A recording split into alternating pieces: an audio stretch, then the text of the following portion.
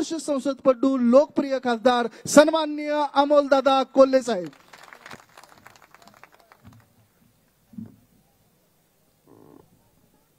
जय शिवराय। शिवस्वराज्य यात्रेच्या या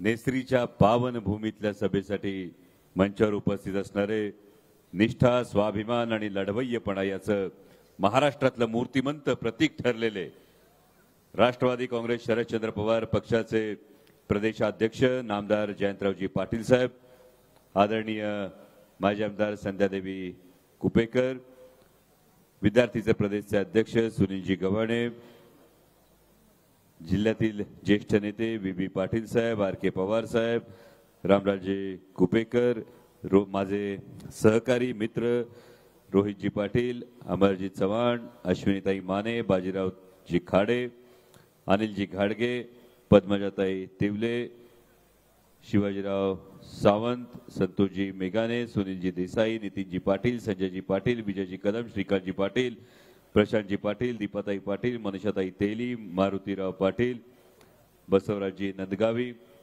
आणि ज्यांच्या निमंत्रणानंतर ज्यांचं आत्ताच एक उत्तम अभ्यासपूर्ण भाषण हे खरं तर ऐकायला मिळालं आणि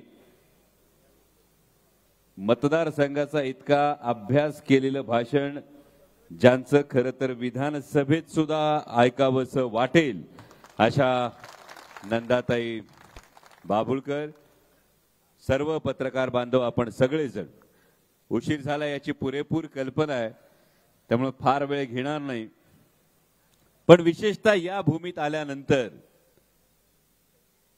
मला आताच आईसाहेबांनी सांगितलं की गुलाबी जॅकेटवाल्यांची यात्रा इथे येऊन गेली।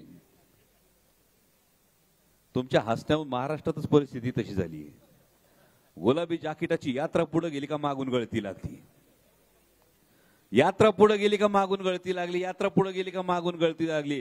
आता नवरात्र सुरू आहे, पितृपक्ष संपलाय आणि त्यामुळे लागलेली गळती तुम्हाला जास्त मोठ्या प्रमाणात करेक्ट आहे तुमचं दिसायला लागलं, कारण जॅकेट घातलं म्हणून माणूस बदलत नाही, चिन्ह चोरलं म्हणून पक्ष कुणाचा होत नाही। आणि हा महाराष्ट्र, या महाराष्ट्रानं दाखवून दिलं खरं तर लोकसभा निवडणुकीत तुम्हा सर्वांचं मी मनापासून आभार मानेन, कारण 2-2.5 वर्ष महाराष्ट्राचं राजकारण ज्या पद्धतीनं गेलं होतं, जून 2022 मध्ये शिवसेना प्रमुख बाळासाहेब ठाकरे यांनी निर्माण केलेली शिवसेना, हा शिवसेना पक्ष फोडण्यात आला, महाराष्ट्राला कानावर एक वाक्प्रचार पडायला लागला, 50 खोके सगळ्यांचं पाठ आहे। आणि त्यानंतर 2 जुलै 2023 ला पुन्हा एक भूकंप करण्यात आला, 50 खोके एकदम ओके असं होत असताना 50 खोके एकदम ओके बरोबर ईडी सीबीआय इन्कम टॅक्सला घाबरलेत बोके अशी परिस्थिती झाली आणि काही जणांनी भूमिका बदलल्या। आता ज्यांनी भूमिका बदलल्या, या भूमिका बदलल्यानंतर लोकसभा निवडणुकीत सगळ्या देशाचं लक्ष महाराष्ट्राकडे लागून राहिलं होतं की जो महाराष्ट्र छत्रपती शिवाजी महाराजांचा वसा आणि वारसा सांगतो, जो महाराष्ट्र फुले शाहू आंबेडकरांचा विचार जगतो, हा महाराष्ट्र 50 खोक्यात विकला जाणार की इन्कम टॅक्स सीबीआय ईडीच्या दबावापुढे गुडघे टेकणार, याकडे देशाचं लक्ष लागलं होतं। आणि महाराष्ट्रातल्या तमाम स्वाभिमानी जनतेचं मनापासून आभार मानेन की महाराष्ट्रातल्या या स्वाभिमानी जनतेने दाखवून दिलं की महाराष्ट्र हा विकत नाही, महाराष्ट्र विकला जात नाही, महाराष्ट्र कधी दबावापुढे झुकत नाही।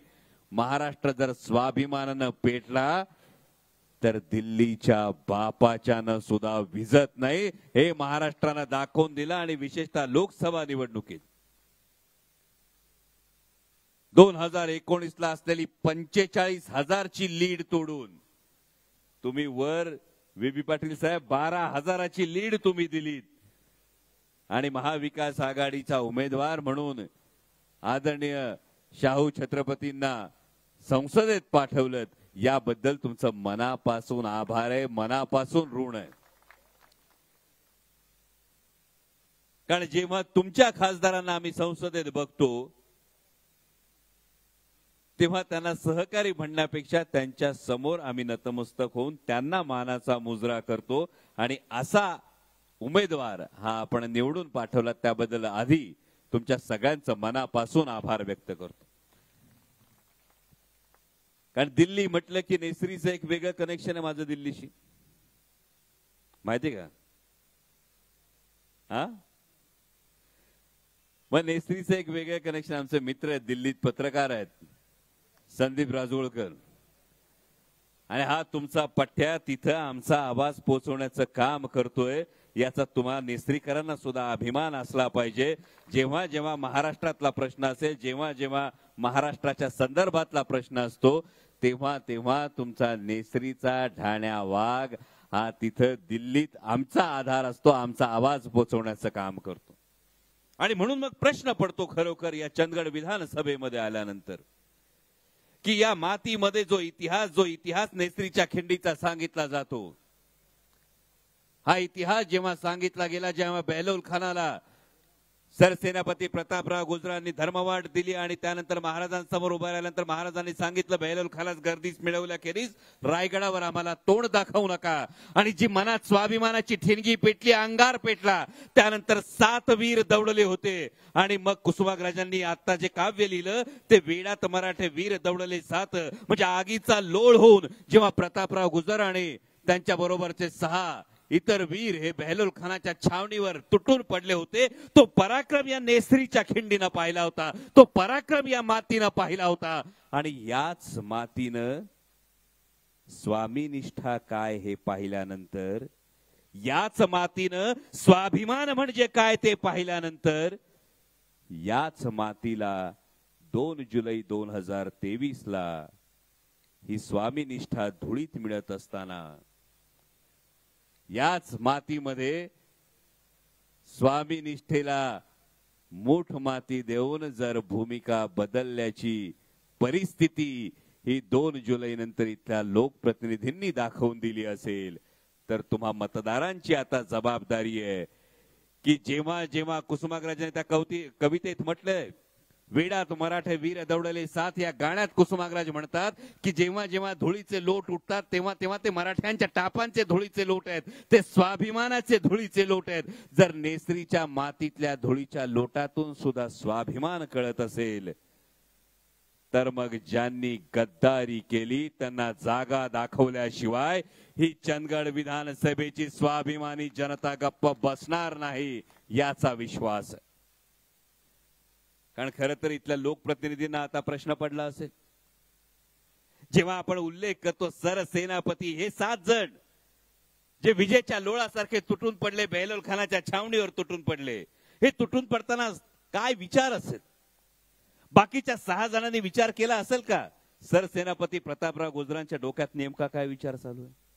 आणि जर सरसेनापती प्रतापराव गुजरांनीच जर तलवार म्यान केली असती, तर बाकीच्या 6 जणांनी घोड्याला टाच मारली असती का?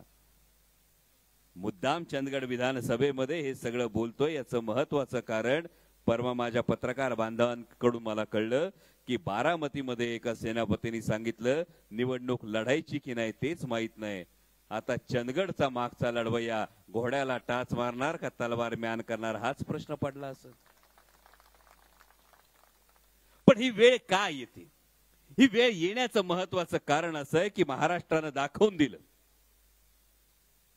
मगाशी बीबींनी त्यांच्या भाषणात उल्लेख केला, त्यांच्या भाषणात त्यांनी जो उल्लेख केला त्यामध्ये आदरणीय शरदचंद्रजी पवार साहेबांची जादू ही या महाराष्ट्रात दिसते. जेव्हा संपूर्ण देश बघत होता महाराष्ट्र झुकणार का, महाराष्ट्र वाकणार का, तेव्हा एक आवाज आला, नाही महाराष्ट्र लढणार. आणि तो आवाज होता या 84 वर्षाच्या योद्ध्याचा, आदरणीय शरदचंद्रजी पवार साहेबांचा.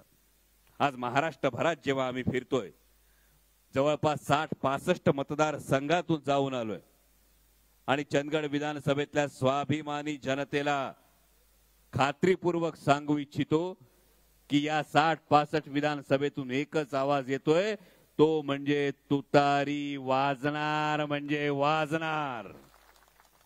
आणि जेव्हा हा आवाज येतो त्यामुळे चंदगड विधानसभेत काही लोकांना सांगू इच्छितो की जरी आज घड्याळ तुमचं असलं तरी येणारी वेळ ही आमची आहे, येणारी वेळ ही तुतारीचीच आहे. म्हणजे माझ्या माता भगिनी इथं खरं तर मोठ्या संख्येने बसल्या. मगाशी कोणीतरी लाडकी बहीण योजनेचा उल्लेख केला. सगळ्यांच्या चेहऱ्यावर कसा हसू फुललं लगेच. कारण सगळ्यांना माहिती आहे लोकसभेला मतांची झाली कडकी म्हणून आता बहीण झाली लाडकी.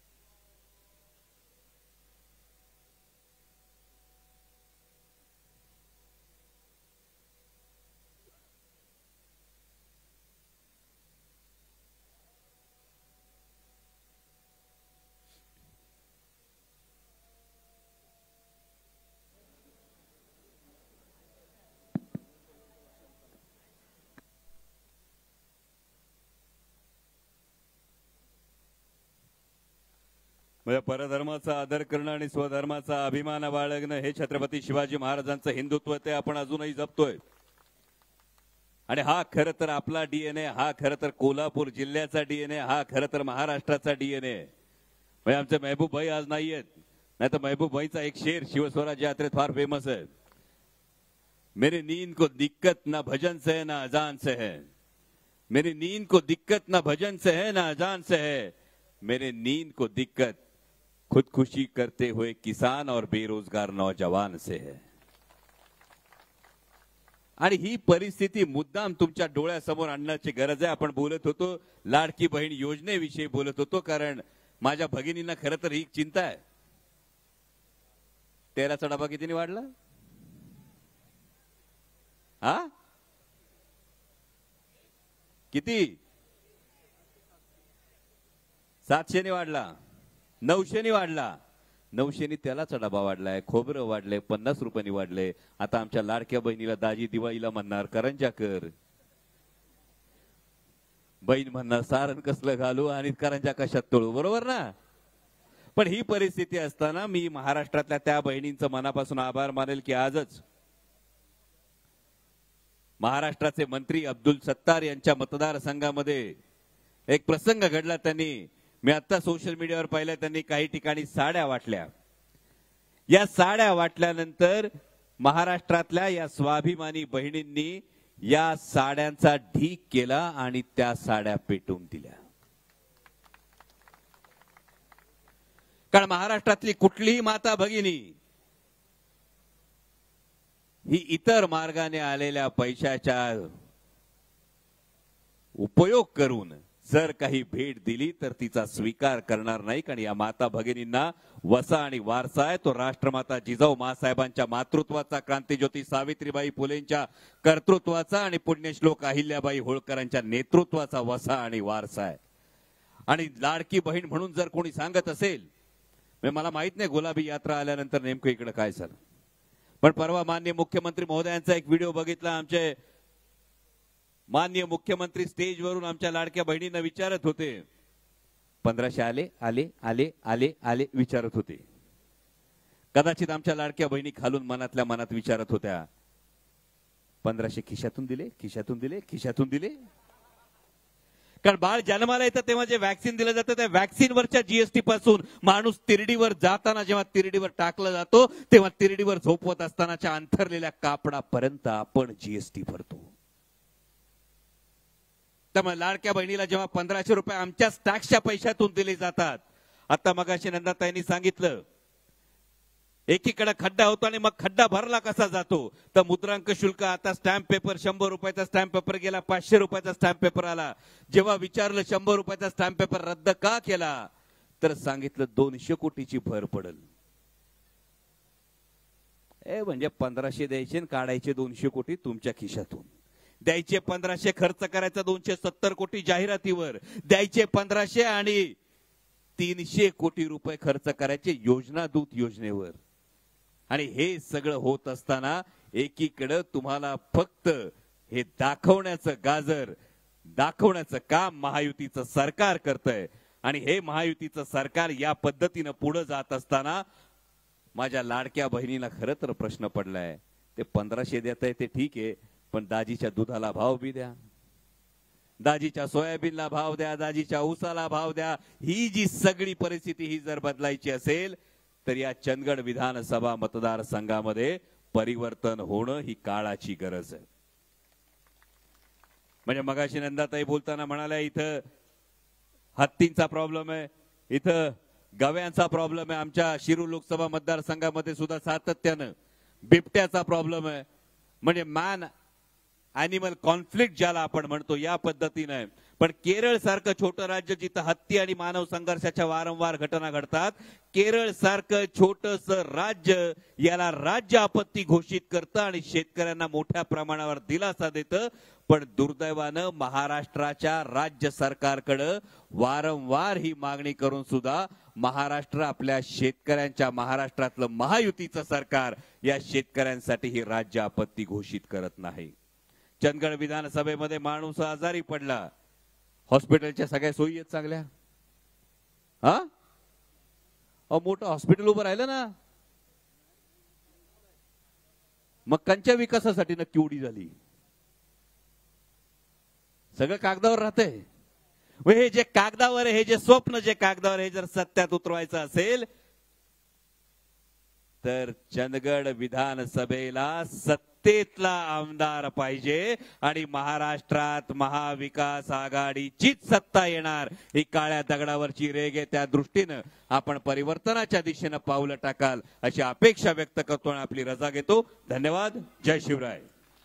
धन्यवाद कोले साहेब. यानंतर मी आमंत्रित करतोय राजकारण व समाजकारणातला असा लखलखणारा तारा जो नेहमी आम्हाला प्रोत्साहन देतो, ऊर्जा देतो, आत्मविश्वास देतो, झगडणे